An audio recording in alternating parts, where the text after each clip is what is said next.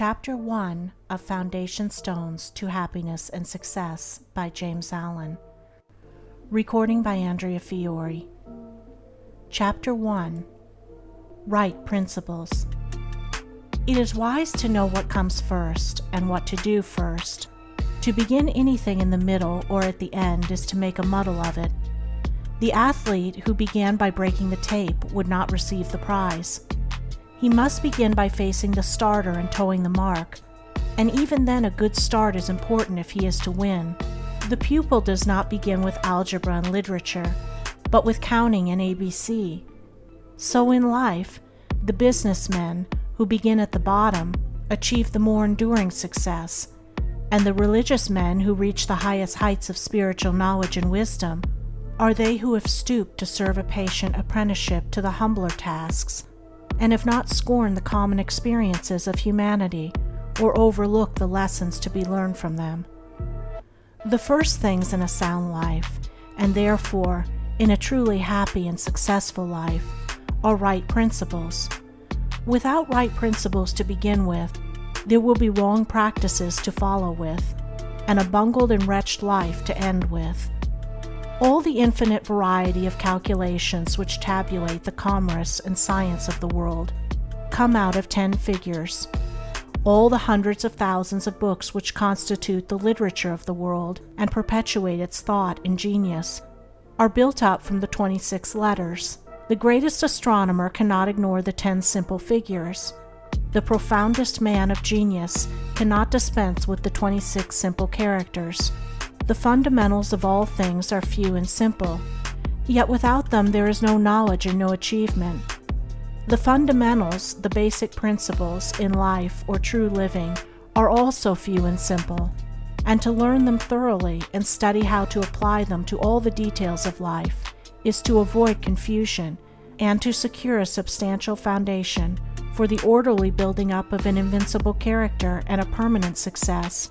And to succeed in comprehending those principles in their innumerable ramifications in the labyrinth of conduct is to become a master of life. The first principles in life are principles of conduct. To name them is easy. As mere words, they are on all men's lips. But as fixed sources of action, admitting of no compromise, few have learned them. In this short talk I will deal with 5 only of these principles. These 5 are amongst the simplest of the root principles of life, but they are also those that come nearest to the everyday life, for they touch the artisan, the businessman, the householder, the citizen at every point. No one of them can be dispensed with but at severe cost, and he who perfects himself in their application will rise superior to many of the troubles and failures of life, and will come into these springs and currents of thought which flow harmoniously toward the regions of enduring success. The first of these principles is duty. A much hackneyed word, I know, but it contains a rare jewel for him who will seek it by assiduous application. The principle of duty means strict adherence to one's own business, and just as strict non-interference in the business of others. The man who is continually instructing others, gratis, how to manage their affairs, is the one who most mismanages his own. Duty also means undivided attention to the matter in hand, intelligent concentration of the mind on the work to be done. It includes all that is meant by thoroughness, exactness, and efficiency. The details of duties differ with individuals, and each man should know his own duty better than he knows his neighbor's, and better than his neighbor knows his. But although the working details differ, the principle is always the same. Who has mastered the demands of duty? Honesty is the next principle. It means not cheating or overcharging another. It involves the absence of all trickery, lying, and deception by word, look, or gesture. It includes sincerity, the saying what you mean, and the meaning what you say. It scorns cringing policy and shining compliment. It builds up good reputations, and good reputations build up good businesses, and bright joy accompanies well-earned success. Who has scaled the heights of honesty? Economy is the third principle. The conservation of one's financial resources is merely the vestibule leading towards the more spacious chambers of true economy. It means, as well, the husbanding of one's physical vitality and mental resources.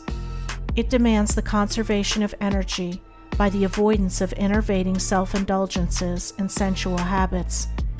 It holds for its followers strength, endurance, vigilance, and the capacity to achieve. It bestows great power on him who learns it well, who has realized the supreme strength of economy. Liberality follows economy. It is not opposed to it. Only the man of economy can afford to be generous. The spendthrift, whether in money, vitality, or mental energy, wasted so much on his own miserable pleasures as to have none left to bestow upon others. The giving of money is the smallest part of liberality. There is the giving of thoughts and deeds and sympathy, the bestowing of goodwill, the being generous towards calumniators and opponents. It is a principle that begets a noble, far-reaching influence. It brings loving friends and staunch comrades, and is the foe of loneliness and despair. Who has measured the breadth of liberality? Self-control is the last of these 5 principles, yet the most important. Its neglect is the cause of vast misery, innumerable failures, and tens of thousands of financial, physical, and mental wrecks. Show me the businessman who loses his temper with a customer over some trivial matter, and I will show you a man who, by that condition of mind, is doomed to failure. If all men practiced even the initial stages of self-control, anger, with its consuming and destroying fire, would be unknown.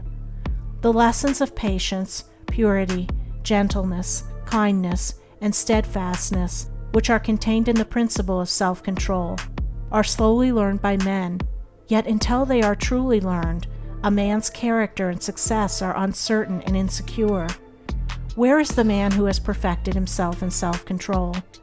Where he may be, he is a master indeed. The 5 principles are 5 practices, 5 avenues to achievement, and 5 sources of knowledge. It is an old saying and a good rule that practice makes perfect, and he who would make his own wisdom, which is inherent in those principles, must not merely have them on his lips, they must be established in his heart. To know them and receive what they alone can bring, he must do them, and give them out in his actions. End of Chapter 1. Recording by Andrea Fiore.